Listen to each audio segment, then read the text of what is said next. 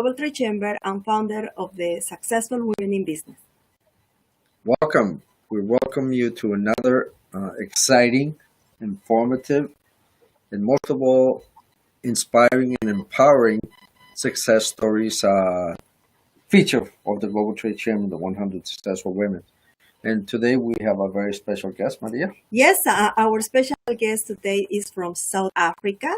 We're very excited to talk to her and learn more about her challenges, success, and learn more about her. So let me introduce our guest. Is Shamila Ramjawan. And just to give you a short intro about what she does, she is a former Miss Johannesburg 2019.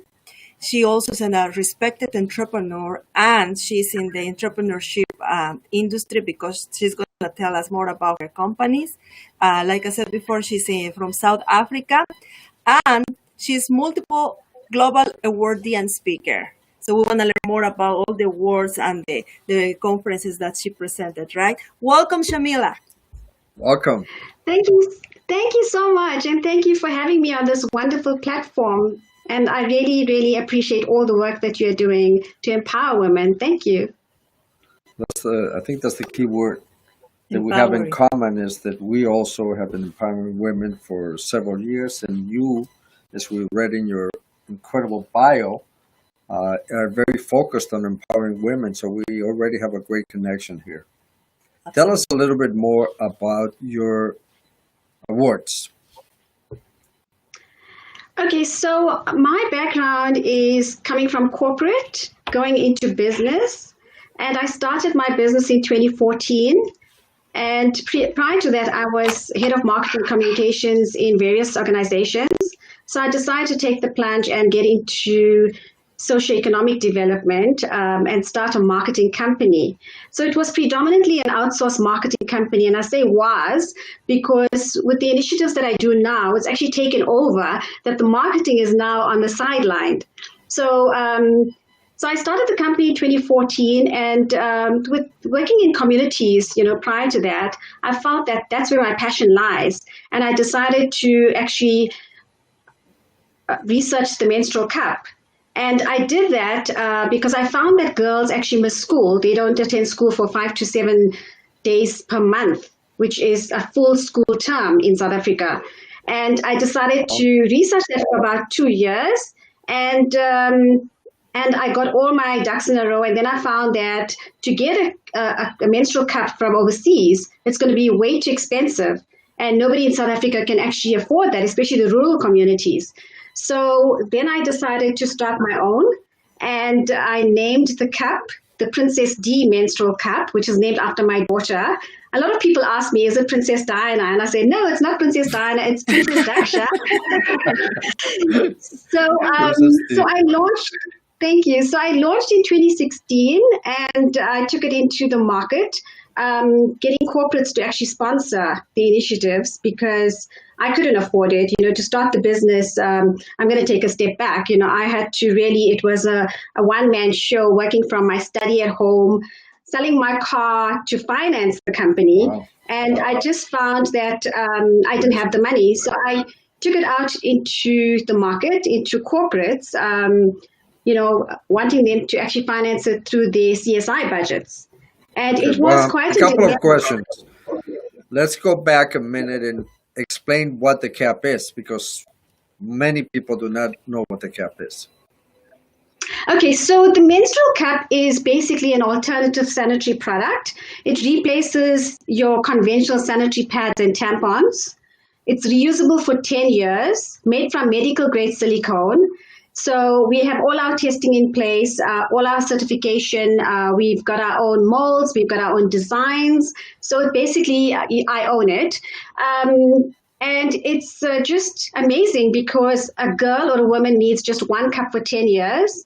And our pack comes with it's a combo pack. So you get the sterilizer cup as well. So what the woman would do at the end of their cycle, they would actually wash their menstrual cup, put it into the sterilizer cup, about 250 mils of boiling water, close it, and it's sterilized. And then you keep it for next month and the month after and thereafter. So it's amazing, especially for the environment as well, because it's eco-friendly. Because all the menstrual fluid that comes out of your body either goes into a toilet or a wash basin and is flushed away. So it makes it very, very easy. And then also with schoolgirls, they're allowed to do sport. You can swim in it. It's it's leak-free protection. You can have your cup in for up to 12 hours, and that's another added advantage, because you find that schoolgirls, they get embarrassed when the boys, when they mess their dresses and the boys tease them. And here we have an option where they can actually use a menstrual cup, feel safe and comfortable, no messy dresses, no embarrassment. They can go to school. And in South Africa, we find the girls, they walk long distances to school and back. And because of that, during their menstruation, if they don't have anything to use, then they don't go to school, because, we find that girls use feathers, leaves, pages from their textbooks, foam from mattresses, newspaper. I'm working with 2 doctors in Lesotho, and they say the girls actually use cow dung. So what they do is they roll the cow dung and they stuff it up there to stop the flow. Oh. And they get infections. So these are the dilemmas that our girls face. And this is primarily in South Africa? No, it's actually global. Globally, we have rural communities, so, in every country. And I'm actually researching, I actually won a very special award with Women in Africa 3 years ago. And I went to Morocco and I got my award. And at that award ceremony, Honoris University actually said that they're going to give all 54 laureates from the 54 countries on Africa, the continent, an opportunity to study further. And the affiliates here are Mancosa and Regent in South Africa. So I decided to actually do my doctorate. So I'm busy now with my doctoral degree, and my study is on menstruation, and it's based on menstrual hygiene management, focusing on adolescents with cognitive or intellectual disabilities. And it's a rare study in the world. It's going to be the first for Africa. What I love about this concept is that you are feeling a need, but at the same time, this is a great invention and products that you're exporting globally, and you're an entrepreneur because you own the company. So that is amazing. And as I can tell about the awards, I read several awards. Tell us one of the awards that were more significant for you. I think I would take all my awards on the same level, because I think they're all just recognizing me for my efforts and what I do in the world. So I think, I can't actually, one doesn't just stand out for me. I take them all in the same sort of capacity. So with the numerous awards that I have, it just makes me do more, because I think that's where my passion and purpose lies, is to do more community work. Great answer. All the words are important. That's good. Everything's equal. Exactly. That's great. Tell us a little bit about, in your amazing career, some of the challenges that you remember to get to where you are. There are lots of challenges, but I think the major challenge was leaving a job in corporate, being a single parent. And, my husband passed away when I was, it was in 1998. I have 2 children. My daughter was 4 years old and my son was 13 at the time. And being a single parent, to now fend for yourself and get going, knowing that you have 2 children, I decided to just further my studies and just grow and develop myself as an individual, because I had to look after my children. So when I took the plunge to actually go into corporate, from corporate to having, that was a huge risk, because I didn't have that second income. I didn't have that income of a spouse or a partner to say, hey, babe, here, I'm going to support you through this month and whatever. You have to really, really work hard, work 24/7 to get to where you want to be and achieve. Amazing. That's true. That's one of the things that we don't realize. That's why this woman movement is so important, because a lot of men don't face being a single parent. Most of the time, the children go with the mother, so we don't have that experience most cases of being a single parent. So it is so important to help women, empower them, because they have unique challenges that men don't always face or realize how hard it is to be a single parent as a mom and a mother. Very, very good. Yes, absolutely. And what you said is very important about when you have challenges, you just need to overcome. One of the things that make you successful is the fact that you said, I have to do it for my family. I have kids and I have to do it. But the most important part that I can recap from what you just said is about the goal. You had in mind something specific and you did it. So that is very admirable. So congratulations, Shamila. Thank you. Thank you so much. It's been a tough road. It's quite a journey, but I haven't finished my journey. I still have so much to acquire and achieve in this lifetime. You're very young, so you have a tremendous future. Well, I'm 56 years young, yes. Wow, pretty and young. Amazing.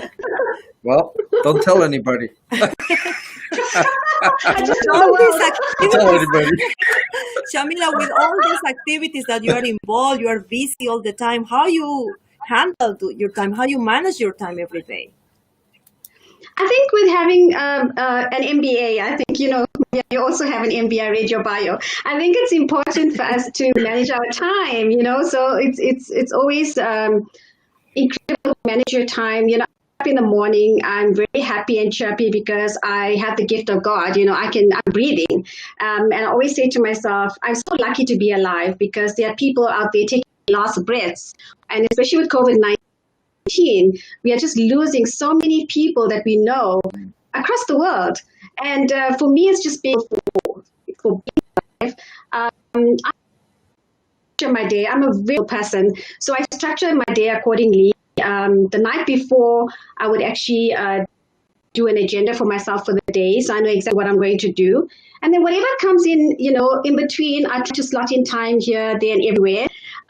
Sometimes I tell people I'm so busy, and I think they're probably wondering, why is she so busy? That's the people that don't know me. But I think the people that know me, they tell me, how did you do it? Exactly. But I think, we've given the energy, and I think I haven't fulfilled my passion and purpose on earth yet. So God gives me that strength. I think Absolutely. starting with gratitude. That's a common message we hear from a lot of people we interview, is that you start your day giving thanks, and that's so important. And passion. And passion. That's not like passion. She looks like she's 27 and she's a little older. Just a little. Just a little older. Hey, I'm putting it out there into the world. I'm single. Okay, we're going to start the matchmaking at the September event. The most eligible bachelorette from South Africa. She's going to be with us. I would actually feel very sorry for that person because there's not enough time to slot the relationship into my life right now.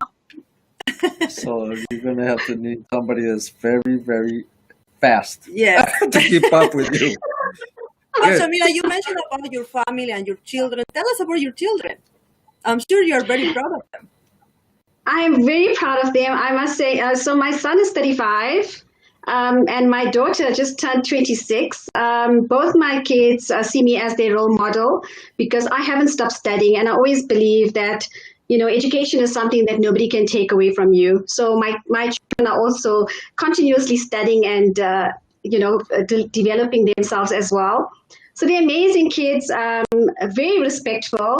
And they're my pillars of strength, through all my hard times that I've been through and everything that I've been through in this journey that I call life. They've been there for me. I somewhat do not have many friends. I don't believe in the friends. I don't have the time for that. But I have my family. My family are my kids are my family. So, and we get on like a house on fire. We are amazing together. Wow, that's incredible. What a great message from moms. I'll tell you a little secret. So when I'm out and about with my daughter, people think we're sisters, and she gets very offended. She says, "Do I look that old?" That's a great story, and it's true. I would say the same. I said, "Wow, nice sisters." So you travel around the world, and you also do presentation. What usually you speak about during the conferences? So I love speaking about personal development. That is something that every person should actually know about because I believe when you actually have a brand, you have to grow yourself and be visible first before your company and then your product. So people need to identify with what they're buying. So I would say first you grow yourself, you get to a level where you can actually be recognized and be worthy, and then you introduce your company and then your brand and your product or service. That's exactly the best way to do it. Because like you see so many companies out there, you have no idea who are the people behind the company. And I'm hesitant. I go to websites of corporations, there's no names, no pictures, I have no idea who's behind the company. So I don't feel a relationship. So that is such an important message for entrepreneurs. Build your brand. And you already have a brand because you look like you're 20-something. You're definitely making an impact because you're motivating younger people that can relate to you. Yes, and also I want to let our audience know that if you want to ask some questions to Shamila, you can do it. We're receiving several comments on our lot chat. Of comments. I believe your daughter is with you today. She's joining the chat. She says, "We love you, Mom." And then we have also Luis, member of the chamber, that is following this interview. So if you have questions, just ask Shamila. Right now is the time. But if you want to meet in person, September 19th, remember, is the Successful Women in Business Conference and Expo here in Miami. Shamila is receiving an award as a Successful Women in Business for 2020. Another award that she's going to have, but this is a very important award. Well, she bought a house only for her awards. Thank you so much. That is wonderful. Thank you. I really appreciate it. I hope we can travel in September, though. Yes. Hopefully things are going to get much better. But if not, we're going to definitely send you the award. Don't worry about it. And we're going to have future events. So you're always going to be invited to our events because you're now part of our network and family. Yes, you are. Shamila, tell us some tips, because you mentioned about personal development. People want to know about that. They want to know how they can overcome challenge and then eventually succeed in their goals and dreams. Tell us some of the tips they should follow or learn about you. I would say to start with, believe in yourself. That's my mantra, believe in yourself. Be authentic, because nobody wants to actually be dealing with a fake person. An original is always worth more than a copy. So be yourself, take the risk. We often say that we are scared to do something, but I think, take the risk. And, as Richard Branson says, if somebody offers you a job, which is a great opportunity, you take it and then you learn later. And, that resonates with a lot of people, because a lot of people say, I can't do this and I can't do that. But you need to try. Yes, you need to try, because you never know where your skills lie. And I'll give you an example about myself.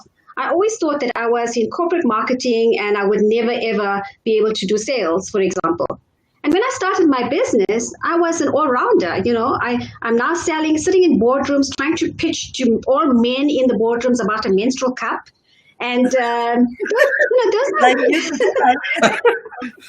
I'm going to learn about a menstrual cup. So it is.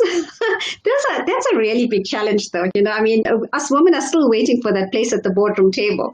So yes, I would say, just take that risk and take that plunge and follow your passion and your dreams. Everyone has a passion. You want to follow that, and you want to. At the end of the day, you have a business, but you want to also have fun doing what you do. Passion. That's very important. That's what it's all about. You definitely enjoy what you do because you have such a happy attitude. Yes, about that is life. so important. I also have a comment from Akshata. Akshata was one of our guests in the past interviews. She's from India, and she's saying hi, that she would love to meet with you. So I think she's coming in September also, right? Yes. So Oh, wow. I would love to meet you too, Akshata. the world is watching you here. That's amazing. So you don't need to be worried about boardrooms because you have your own corporation and you run your own board. So you already passed a lot of these men that are still trying to figure out how to do it. What are some of the challenges that you face as an owner of a company? How you can manage all the challenges that I'm sure day by day you have. I have a huge issue when it comes to delegating because I think, I take on too much and I want to do everything on my own because I have trust issues. And also I sometimes say impatience is a failure or a weakness. But in my case, it's also positive because it's an advantage because I want to get things done as soon as possible. And that's where I have a problem delegating. But I think, going forward, it's good for somebody to actually delegate and pass on work and mentor. I've mentored my daughter. She's amazing. She's now opened her own company as well. She's a young entrepreneur. And she's also a multiple global awardee. Thank you. Also a multiple global awardee. She's doing amazing stuff. So I would say, just take it step by step and believe in self-care. And I want to go back a little bit to self-care. I was nominated as one of the 8 South Africans to be on a reality TV show called Thrivers. So it's Survivor to Thriver. And it's basically, the philosophy is win-win-wins. So if I win, you win, and the whole world wins. And we actually shot that last year in October in a small town in Swellendam on the Western Cape. And it's all coming to reality now because we had our preview 2 days ago. And it's going to be, thank you, it's going to be on a local TV channel in South Africa. And it's also going to be on Netflix. So you get to watch it as well. Wow, that's fantastic. Amazing. Congratulations. Well, she's not bored, is she? It's definitely not bored. You have one thing in common with Maria, that's the patience thing. She has 0 patience. Thank you so much. And then I also, so with Thrivers, we actually had projects to do in those 21 days. We slept in a camp, we ate plant-based food, and we just did a whole lot of projects in that 21 days with no funding. So we had to go out and find money and find ways and means of how we're going to actually honor those projects. And we were so successful and we made such an impact in that little community. So it's going to be so awesome for everyone, for the world to see what we've been up to. Yes. Just, my passion, community development. Yes. And Talking then, about South Africa, Shamila, tell us a little bit more about how to do business with South Africa. Is relatively easy to open a business there? I think every country has their own challenges, but it's not difficult to open a business in South Africa. You just have to find your passion and do what you enjoy. And also, always believe in opportunities. If an opportunity comes by and you know that it's your fit, grab it. I call myself a disruptor because I want to disrupt and I want to do things because when COVID actually came into our lives, I decided that my menstrual cup, I wasn't exporting for almost 5 months now because of the airports being closed and schools being closed. So I had to diversify and see what else I could do. And I decided to actually specialize in PPE. So my company is now supplying PPE to organizations. So you always have to look at opportunities and see how you can grow and how you can make an impact and a difference. That's good. That's the entrepreneurial spirit. But also, she creates opportunities. She doesn't just look for opportunities. That's the difference. You make opportunities. Yes. I always believe in giving other people opportunities. I have strategic partners. I have stackers, and everybody is out. And I can offer those opportunities. So yeah. Well, we definitely want to learn more about you in the future. Some different topics we can talk about. We're pretty much out of time. It's been an honor and very, very inspiring. Definitely, yes. Excellent. So nice to meet you. Very happy to have you on our show. Thank you so much. And I'm so glad I was here. But before I go, I want to tell you something else. I'm also an actor. So I actually acted in a movie that's going to be released at the end of this year, and it's called My Daddy. It's a South African film, and it was supposed to be released in June this year, but it's now postponed to the latter part of the year. Yes. So that's quite a resume for future husband. It's not going to be easy to find somebody, but we'll work on that for you. So everybody knows. All right. What a pleasure. We want to thank you for your time. Your daughter's been with us on the chat.